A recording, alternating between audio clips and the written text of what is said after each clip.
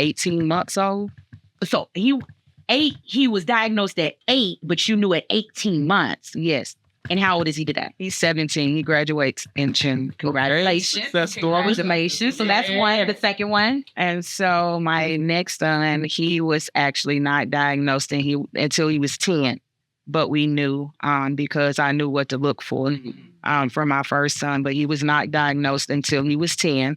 And he's 16. Okay. What's that late on the diagnosis? So what I will say, and that's a conversation that people hate to have, but Black and brown boys and girls are usually diagnosed a lot later. And a lot of it has to do with the services that are offered to us as opposed to our counterparts. You don't get the same services. Just that black and white. Mm-hmm. Wow. So in your insurance, a lot of Black and brown children that are diagnosed have Medicaid, right? Yeah. And so there's a lot that Medicaid pays for, but there's a lot that people don't know when you have a child on the spectrum that they don't pay for. We had the executive director of the Autism Strong Foundation in early this morning, and she actually talked about that. She actually talked about, some insurances don't pay for certain things. And that's where foundations like the Autism Strong Foundation steps in and help out. And talking about raising a kid with autism, like we've been talking about this fact that, an extra $60,000 a year, you got 3 kids at that, $60,000 a year. Like, how did you even begin to get by? And how did you even begin to make it with kids with autism? So you have to be a children's voice. You have to advocate and you really have to fight for what you want, but you have to let people know that there's no doors that I'm not going to come through it. Mm-hmm. And so, like I used to tell them, if my counterparts can get it, I can too. It doesn't matter whether I'm a single parent. It doesn't matter that I'm a Black woman. My children have a diagnosis. My children deserve the best care that they can get. And I'm going to get that by all means. So I've even had to fight the school system, and I was threatened with incarceration. They issued a warrant for my arrest. A lot of people do not know that. CMS had a warrant issue for my arrest. Because you were advocating for the kids? Because I refused to send them to Thomasboro Elementary School when we moved. I just refused because a lot of the children there do not get the services that they need because the school is predominantly minority, and I didn't want that for my boys. So speaking of school and dealing with, kids with autism in school, how does that look?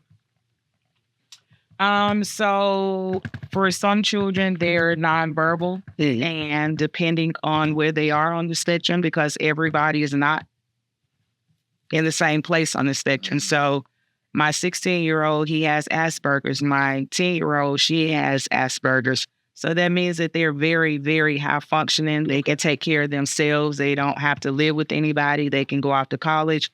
They can get a regular high school diploma. As to where my 17-year-old, he will get a high school diploma, but there's steps that he has to take in order to get his high school diploma. So he has to complete a certain amount of community service hours. He has to work a certain amount of hours throughout the year. And he has to go to a community college for 2 years before he can actually go off to college. So do you agree with those stipulations? I do not. I do not. And I have fought against that. I have been a voice. And like I said, they've threatened me a lot of times just because of my refusal to comply. Why do you think those stipulations are in place, and why do you disagree with them? I think those stipulations are in place just for people to give up. It's easier for people to give up and follow those rules than break the rules, which I do a lot. But it's easier to follow those rules, and it's easier to dumb people down about a diagnosis and what their child actually has and what they're entitled to, as opposed to educating them, right, and giving them all the resources that they need. And that way they're making more money by you fighting for the resources and digging. Because every time that you go somewhere, you pay for that. There's nowhere you go for free. What is the community like in the Black and brown community, the autism community like in our community? Are there a lot of organizations that are helping us out? Is the conversation, is there a space, a group of people that you go to and you talk to in our community about, how do we handle our kids with autism? So there are not a lot of places for Black and brown children to go. Like I said, services are different, programming is different. So a lot of those services and programs and community places we don't get. That's why I started my own nonprofit. It's called My Pieces. And I designed it just for Black and brown families to have loved ones on the autism spectrum to help them navigate the systems that are in place for us to fail having children on this spectrum. And so I host my own events and I host my own forums to enlighten families. Is the conversation like a tough conversation to have? Or is it like an open conversation? I'm free to talk about it in our community. No, it's not. I always tell people autism diagnosis in our community is like a cancer diagnosis. It's very hard for people to accept that their children are different and that they're going to be different for the rest of their lives. And a lot of times it's more embarrassment and it's a taboo in our communities because it's something we don't talk about. And we don't teach our children when you have someone that's different than you, what does that look like? And so I look at my son, he's still, a lot of them make noises, they have outbursts, they take off running, but they're very intelligent. Most of them are geniuses. You know, they're either verbal or nonverbal. My son is very verbal. He's a straight A student. His GPA is a 4.5. So it's not that he can't function. It's just that I had to accept when I got that, when I knew something was wrong, I accepted it for what it was because I knew that he needed help. So we hinder our kids because of that taboo. I think it's trying to protect it. Man, me and Doc, we was talking about this yesterday. You was talking about, being in school and how we picked on kids. Yeah. And, some of the kids that were in those classes, we picked on. Like, we didn't. Like I said, like my circle of friends, we picked on each other. Right. But I do know people who did, and you said the same thing. Absolutely. And I feel like as a parent, sometimes we try to protect our kids from the outside world. And I think those are the reservations, and that is the anxiety and the angst that has it difficult to talk about. Because even on our side, people who don't have children that have autism, but wanting to love on our family that do have, and by family, I mean our neighbors that do have children that are dealing with autism and just not knowing how to have those conversations. That's awkward within itself. Like just wanting to talk to someone else and see if there are anything you need. It's like you want to treat the child like they're a normal child like everybody else, even though you're understanding that the child is different, but you don't want them to feel awkward about feeling different. So how do we, I don't know. I don't always navigate that space. Yeah, like I think in addition to that hesitation, there's also the reason why is also there's a little bit of fear.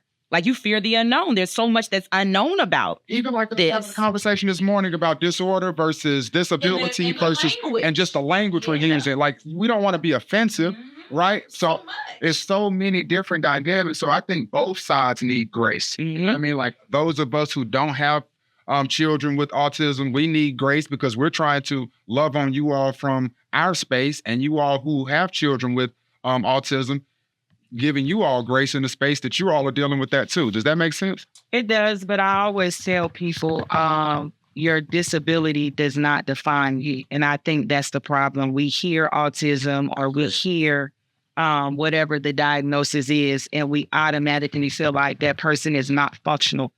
My son has always been in the mainstream classroom. I would not allow them to put him in a contained classroom, verbal or nonverbal, right?